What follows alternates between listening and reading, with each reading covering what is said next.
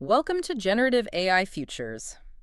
Today, we are doing a critical deep dive into the architectures that are, really designed to succeed the dominant force in AI for the last 6 years or so, the transformer. hmm You, our listener, sent us this fantastic, really dense technical white paper that compares two cutting-edge approaches, VL-Jepa and Mamba-3, and they're both trying to fix AI's biggest scaling headache. And that headache is absolutely real, and it's all computational. The Wow. transformer architecture, which has, it's defined the last decade of progress. Absolutely. It just hits these fundamental bottlenecks. Specifically, you're looking at quadratic compute scaling and linear memory usage, and that's all relative to how long your input is. So the cost just explodes. And explodes. The sheer cost in terms of hardware, time, just to process longer and longer sequences, think massive documents, high-res video, that's the main thing holding back scaling and deployment right now. Okay, let's unpack this right away because the white paper gives us a really clean way to frame this. It's like an architectural rivalry. It is. We've got two very distinct philosophical paths away from the transformer.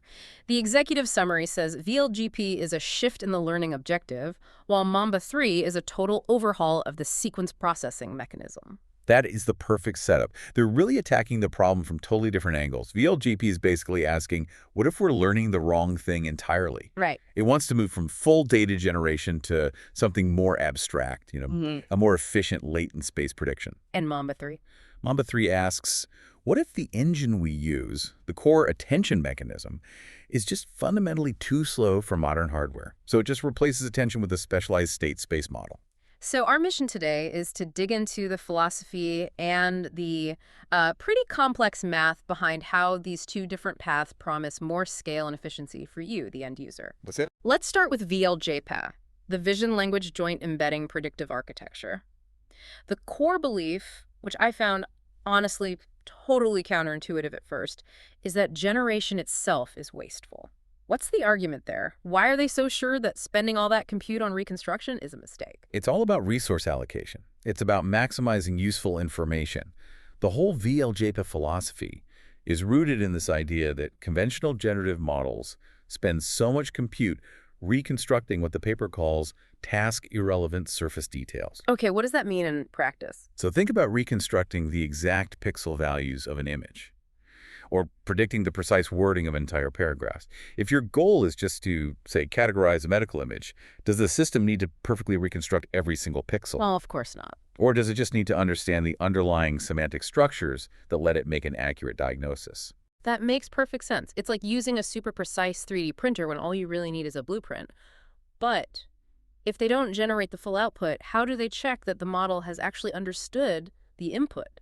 Isn't there a risk that you lose fine-grained detail? That's a critical challenge, and it's why they focus so intensely on predicting the embedding. They're aiming for high-level semantic prediction, not literal data reconstruction. The model does not follow that typical path of autoregressively generating tokens. So no more $6 predicts to dollar. Right. It bypasses that whole high-dimensional discrete token space and just predicts the underlying abstract representation, the target embedding, CSY. If that embedding is correct, the model has shown it understands the relationship between vision and text, all without that wasteful generation step. Okay, so let's talk mechanics. If they're predicting embeddings, how is the architecture actually set up to do that? You need the visual input, the text target, and something to link them. Exactly. It's a three-part system, but it's conceptually pretty straightforward. You have an X encoder for the vision input, you have a Y encoder for the text, which creates that target embedding, CSYLers. And the final piece. The predictor. It takes the vision embeddings in any query, and it tries to estimate CSY-idle-otters. But crucially, the predictor only sees a partial, masked-out view of the input, like just a patch of an image, forcing it to predict the latent representation of what's missing. And since we're in this continuous latent space, we can't use normal loss functions like log likelihood anymore.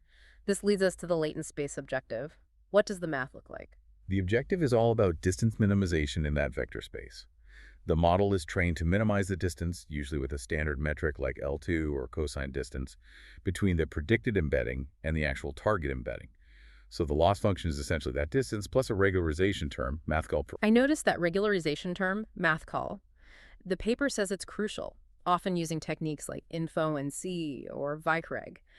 For listeners who might not work with this every day, Why is that term absolutely necessary? Oh, it's essential. It prevents a total failure mode called representation collapse. Yeah. Without it, the model could get lazy. It might figure out the easiest way to minimize the distance is just to predict the exact same embedding vector for every single input, no matter what it sees. So all inputs just get mapped to one single point. Oops. Useless. Totally useless. The regularization term forces the embeddings to stay distinct and spread out across the latent space. It makes sure the model keeps learning high-quality, meaningful representations. And the why you should care factor here is that this just drastically cuts down on pre-training compute. You're not asking the model to learn the distribution of all possible pixels or tokens, just the much simpler distribution of the semantic embedding space. Precisely. Okay, so VL-Jepa solves the efficiency problem by making the model more abstract, more resource conscious about what it learns. But even if we only predict embeddings, we still need a lightning-fast engine to process the sequence data. And that brings us to Mamba-3. This is less about philosophy and more about hard computational engineering. It's all about speed. That's a perfect transition because Mamba-3 is what the paper calls the inference-first state-space duality. It's a direct response to hardware constraints. The goal is linear time inference, getting rid of that quadratic attention bottleneck while also making sure the model is expressive enough to handle complex tasks, which was a failing of older linear models. And instead of attention's matrix multiplication, it's using a dynamical system. A discretized, continuous time dynamical system. That's the core idea. When the white paper talked about Mamba-3's efficiency, it focused on a concept that I think non-engineers might miss, arithmetic intensity. Why is that the key metric, not just raw FLOPs? Because that is how you define true hardware utilization. Arithmetic intensity is the ratio of your calculations, your FLOPs, to the memory I/O in bytes. In a lot of AI models, especially during inference, you spend most of your time just waiting for data to move from slow memory. You're memory bound. Right. Mamba-3's design explicitly shifts the workload to be compute bound. The goal is to saturate the GPU's compute capacity. You want it calculating, not waiting. It's an engineering optimization for parallel hardware. This is where we get into the guts of Mamba-3, how it became not just efficient, but also highly expressive. The paper highlights 3 big improvements. Let's start with the math. The trapezoidal discretization. This is a mathematical subtlety with huge gains. The basic SSM recurrence models how the hidden state evolves over time. Earlier Mamba versions used a simple Euler discretization, which kind of assumes the input is constant between steps. It leads to errors. And then Mamba-3 changes that. It shifts to a generalized trapezoidal rule. It's second-order accurate. It just gives them better expressiveness, better information retention. This refinement lets the recurrence be viewed as a data-dependent convolution of size 2.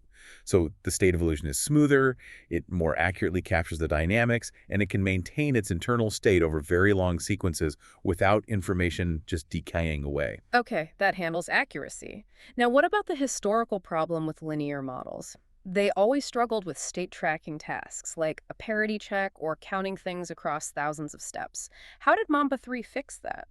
That required the second major innovation, the complex valued state update. Certain critical tasks, like modular arithmetic, need the hidden state to have rotational dynamics to track information over time. Rotational dynamics. Yeah, think of it as needing to oscillate or follow a periodic change. Earlier models, stuck with real numbers, just couldn't capture that. Mamba-3 brings that capability back. So it needs a way to turn or rotate its state. How do you implement that without adding massive overhead and, defeating the whole point of a linear model? They use a really efficient custom mechanism, a ropey-like trick. Instead of dealing with complex numbers in a slow, general way, the state transition is treated as an optimized rotation. It uses these block-diagonal rotation matrices, Dreiters. And that one trick is enough. It's this elegant trick that gives the model the oscillatory modes it needs to solve those really challenging state tracking tasks that before were pretty much the exclusive domain of attention. This was a huge empirical finding in the white paper. And finally, let's bring it back to hardware efficiency. The goal was boosting arithmetic intensity. How does the MIMO, or multi-input, multi-output formulation, make that happen? This is a direct engineering play for maximum utilization. A traditional linear recurrence uses outer product updates. They're simple, but they're memory-bound. Mamba-3's MIMO formulation shifts the workload to dense matrix multiplication updates. By adding an extra rank, $3, to the matrices, they scale the arithmetic intensity to theta r. So for the listener, what does scaling arithmetic intensity to theta of r actually mean when you deploy this? It means you are squeezing every last drop of performance out of your hardware. Instead of constantly starving to fetch data from slow memory, you're chaining together much denser, longer calculations. The effect is that Mamba-3 uses all the compute power available, which the paper says establishes a new Pareto frontier for performance under a fixed inference budget. That's a huge claim. It is, and it's crucial that the MIMO version did this without increasing the state size, which is always your proxy for inference speed. So it seems like that combination of the three big improvements plus some other refinements let Mamba-3 get rid of the short causal convolution that older versions needed. Precisely. They fixed the mathematical expressivity, they fixed the hardware bottleneck, and they simplified the overall architecture. They solved the expressiveness problem without giving up their core speed advantage. This brings the two giants back into focus. VL-Jepa is the abstractionist, solving compute by changing the learning goal. Mamba-3 is the efficiency engine, solving speed by ditching attention for a linear model optimized for hardware. Yep. Both solving the transformer problem, but from opposite ends of the stack. And this dichotomy is fascinating because it really points to the future of AI architecture. I think so. VL-Jepa is about data economy, robust semantic learning. It's perfect for tasks where data is sparse or labels are expensive, like in specialized science or medicine. And Mamba-3. That's about raw computational scale and linear speed.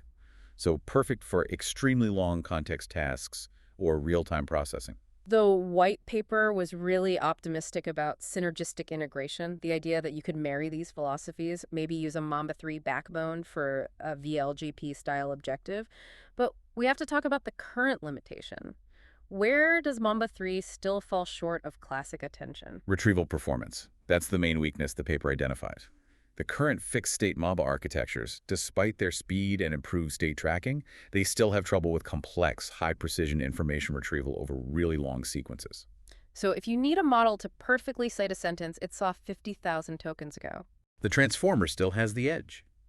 Attention, by its nature, can directly query any past state in a single step. It's just exceptionally strong for that look-back function. But the Mamba architects know this, right? They're working on it. Exactly. They're already focused on hybrid architectures, integrating specialized retrieval heads into the Mamba backbone. The trend is moving away from a single monolithic transformer that solves everything and toward these specialist designs.